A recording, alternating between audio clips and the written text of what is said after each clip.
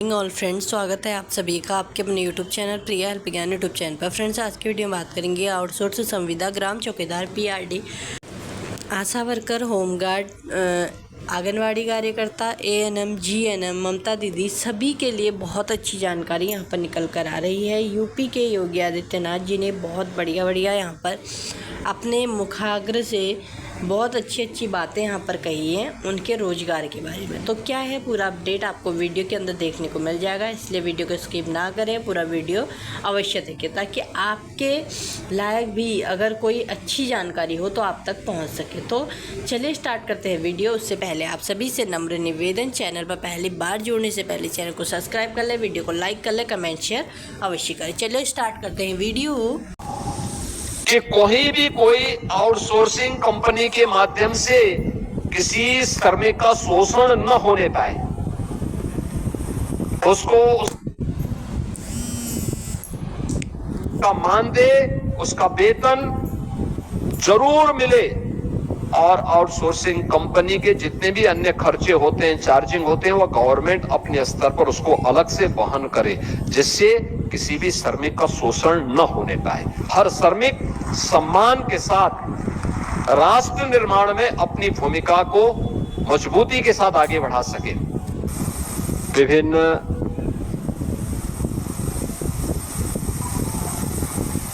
रोजगार संस्थाओं से जुड़े हुए, उद्यम से जुड़े हुए,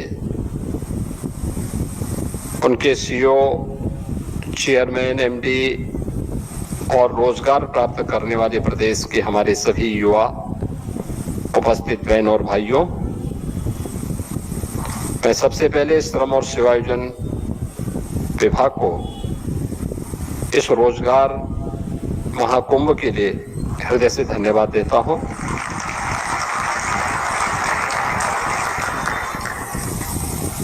देश के यशस्वी प्रधानमंत्री आदरणीय मोदी जी के मिशन रोजगार के अभियान की कड़ी में विकसित भारत की संकल्पना के साथ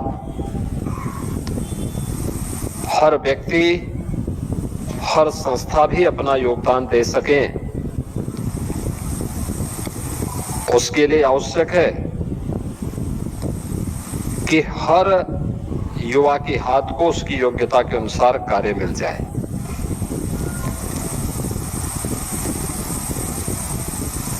युवा अपार ऊर्जा का स्रोत है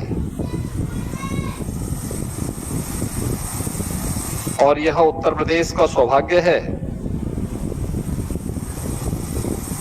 कि अगर दुनिया के अंदर सबसे बड़ी युवा आबादी भारत के अंदर है,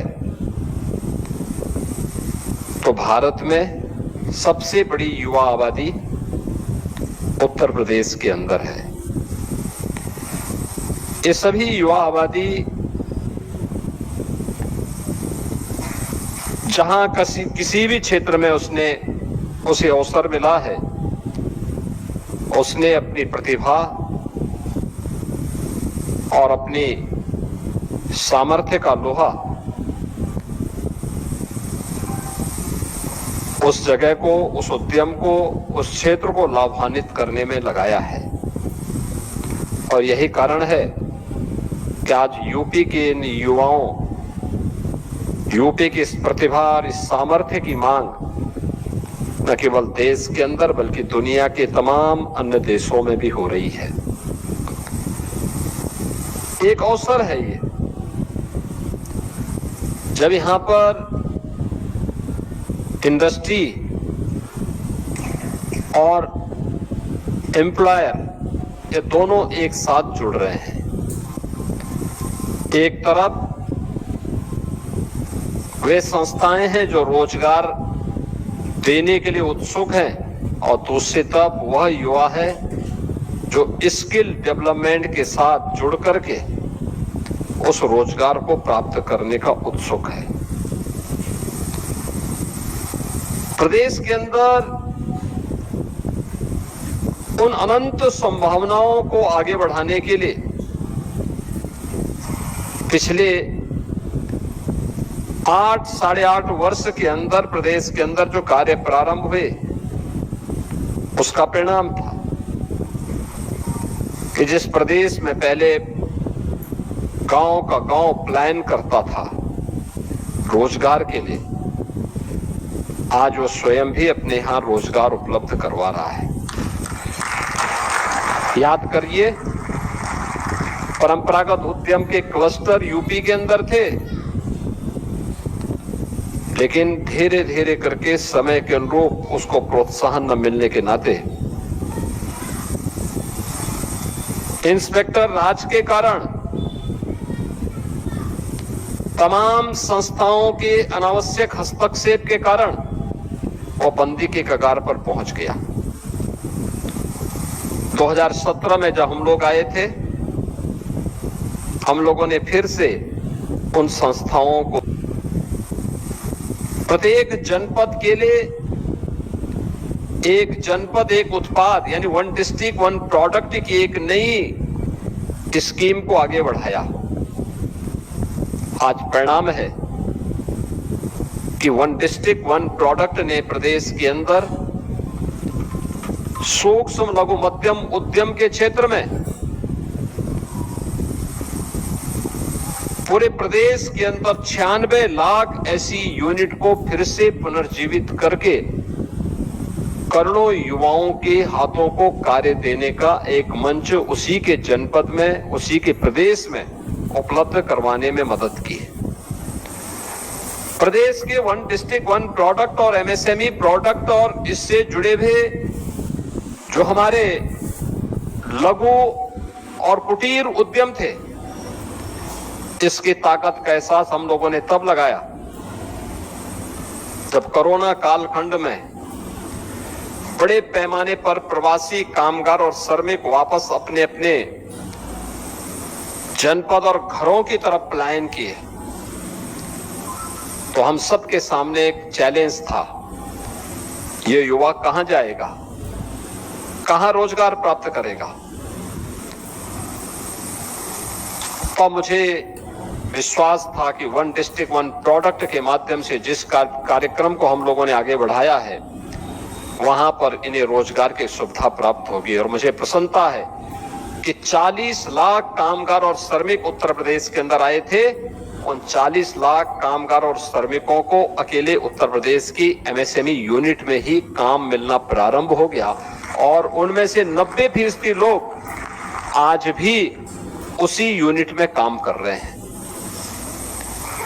उत्तर प्रदेश पहला राज्य है जिसने एमएसएमई यूनिट की 96 लाख जो यूनिट यूपी के अंदर हैं, उनमें से जिसने भी रजिस्ट्रेशन कराया है, उन सबको हम लोगों ने 5 लाख रुपए की एक सुरक्षा बीमा का कवर भी राज्य की तरफ से अपने यहाँ 2 से लेकर 10 तक लोगों को काम दे रहा है। कितने लाख लोगों को उसने अपने यहाँ कार्य दिया होगा, लाखों की संख्या में, करोड़ों में जाती है संख्या। ये लोग पहले बाहर जाते थे, काम ढूंढते थे, आज उन्हें उन्हीं के जनपद में, उन्हीं के प्रदेश में उन युवाओं को कार्य का एक मंच मिला है। ये सब संभव हो पाया है आदरणीय प्रधानमंत्री जी के मार्गदर्शन में, और इसी के लिए प्रधानमंत्री जी ने कहा वोकल फॉर लोकल। आत्मनिर्भर विकसित भारत का की आधारशिला बन रही है आत्मनिर्भर भारत, और आत्मनिर्भर के आधार बनेगी वह यूनिट जो लोकल स्तर पर प्रोडक्शन कर रही है और जिसमें लोकल स्तर पर नौजवानों को उसकी योग्यता के अनुसार कार्य भी मिल रहा है। ये मॉडल आत्मनिर्भर भारत की आधारशिला बनेगी और आत्मनिर्भर भारत के लिए आत्मनिर्भर उत्तर प्रदेश तैयार करना होगा, और आत्मनिर्भर उत्तर प्रदेश ही एक विकसित उत्तर प्रदेश की आधारशिला बनेगी। विकसित उत्तर प्रदेश विकसित भारत की आधारशिला बनेगी। उस अभियान को लेकर के हर हाथ को काम मिले, उसी श्रृंखला में हम लोगों ने प्रदेश के अंदर परंपरागत हस्तशिल्पी और कारीगरों के लिए विश्वकर्मा श्रम सम्मान और पीएम विश्वकर्मा की स्कीम भी लागू की, जो परंपरागत रूप से कारीगर थे, जो पुश्तैनी परंपरा से चली आ रही थी। कोई कारपेंटर है, कोई राजमिस्त्री है, कोई हलवाई है, कोई सुनार का काम कर रहा है, कोई कुम्हार का काम कर रहा है, कोई मोची का काम कर रहा है, कोई नाव का काम कर रहा है, कोई किसी न किसी कार्य के साथ वो जुड़ा हुआ है। राष्ट्रपिता महात्मा गांधी ने ग्राम स्वराज की बात की थी, तो ग्राम स्वराज के पीछे वही बात थी कि जहां पे हमारा गांव आत्मनिर्भर होता था। पूंजी कम रही होगी, लेकिन सबकी व्यवस्था का संचालन एक गांव अपने आप में एक इकाई हुआ करती थी, जिस इकाई में हर व्यक्ति एक दूसरे पर निर्भर होकर के, एक दूसरे का सहयोगी बनकर के, रिजल्ट क्या, हर व्यक्ति खुशहाल है। हम लोगों ने इस स्कीम के अंतर्गत भी ये किया कि उनकी ट्रेनिंग, और ट्रेनिंग के साथ उन्हें बैंक से जोड़ना, सस्ते में लोन उपलब्ध करवाना, उन्हें फ्री में टूल किट उपलब्ध करवाना, ये सब काम हुआ। लाखों लोगों को इस अभियान के साथ जोड़ा गया।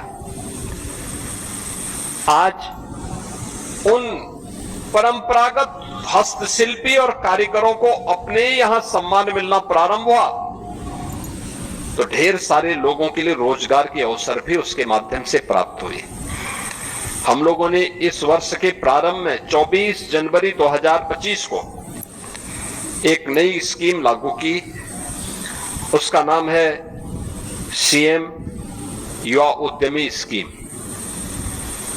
कोई भी युवा, 21 वर्ष से 40 वर्ष के बीच का कोई भी युवा, उसकी जाति, उसका मत, उसका मजहब, उसका चेहरा देख करके नहीं, बल्कि उसकी रुचि के अनुसार उसे यह सुविधा उपलब्ध कराई गई कि वह स्वयं भी एक युवा उद्यमी के रूप में अपने आप को स्थापित कर सकता है। उसको ब्याज मुक्त, गारंटी मुक्त ऋण की सुविधा उपलब्ध करवाई गई। यानी कोई गारंटी नहीं, लेकिन उस जो लोन और बैंक से ले रहा है उसका ब्याज सरकार देगी, और उसको उद्यम स्थापित करने के लिए 10% तक मार्जिन मनी भी गवर्नमेंट उपलब्ध करवाएगी। और मुझे बताते हुए प्रसन्नता है, अब तक 70,000 से अधिक युवाओं ने इस स्कीम के साथ जुड़ करके, सीएम युवा उद्यमी स्कीम के साथ जुड़ करके स्वयं के उद्यम स्थापित करने की दिशा में काम करना प्रारंभ किया है। यानी ये अलग अलग स्तर पर रोजगार की सुविधा निजी क्षेत्र में है। सरकार ने अपने स्तर पर भी रोजगार, उत्तर प्रदेश पुलिस में, अकेले उत्तर प्रदेश पुलिस में 2,19,000 भर्तियां हम लोगों ने की, और उत्तर प्रदेश के युवाओं को इसके माध्यम से सरकारी नौकरी दी। अकेले उत्तर प्रदेश के अंदर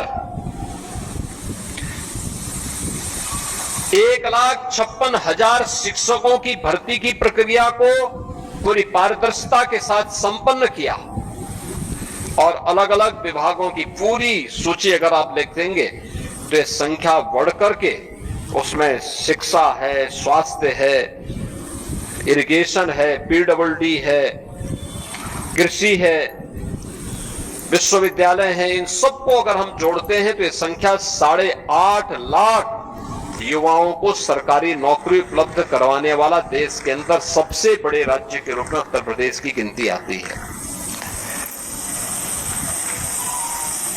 उत्तर प्रदेश में अपराध और अपराधियों के प्रति जीरो टॉलरेंस की नीति का परिणाम क्या था कि प्रदेश के अंदर निवेशकों ने इसको निवेश के एक बेहतरीन गंतव्य के रूप में, देश के इन्वेस्टमेंट के सबसे अच्छे डेस्टिनेशन के रूप में उत्तर प्रदेश को चयन किया। लेकिन इसके लिए हमें कार्य करना पड़ा।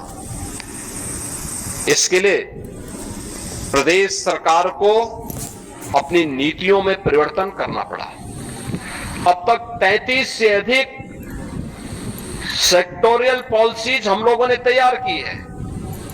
कि हर सेक्टर की एक पॉलिसी, कोई भी निवेशक किसी भी सेक्टर में वह निवेश करना चाहता है, उसमें इन्वेस्ट यूपी के पोर्टल पर जाकर के वह उस पोर्टल में देखें, क्लिक करें और जिस क्षेत्र में उसको निवेश करना है उस क्षेत्र के बारे में उसको पूरी जानकारी मिल जाएगी।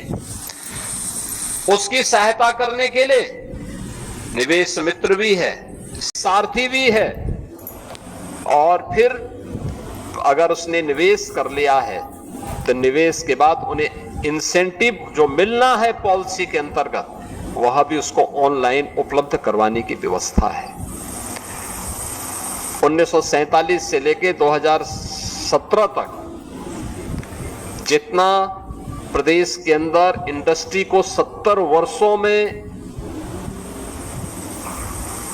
इंसेंटिव नहीं मिला होगा, अकेले 8 वर्ष में उससे ज्यादा हम लोगों ने इंडस्ट्री को दिया है जिन्होंने प्रदेश के अंदर निवेश किया है। परिणाम है 15 लाख करोड़ रुपए की निवेश के प्रस्ताव प्रदेश के अंदर आज जमीनी धरातल पर उतरे हैं। 60 लाख से अधिक युवाओं को अपने ही क्षेत्र में, अपने ही प्रदेश में काम मिला है। इसके अलावा अन्य तमाम सेक्टर में व्यापक परिवर्तन हुए हैं और इन सबको देख करके हम कह सकते हैं कि पहली बार यूपी स्किल मिशन लागू करने वाला देश के अग्रणी राज्यों में है। यूपी स्टार्टअप मिशन के अंतर्गत प्रदेश के अंदर बेहतरीन कार्य आगे बढ़ रहा है। प्रदेश के अंदर स्किल डेवलपमेंट के कार्य के लिए और बेहतरीन न्यू एज टेक्नोलॉजी के साथ हम अपने युवाओं को जोड़ सकें।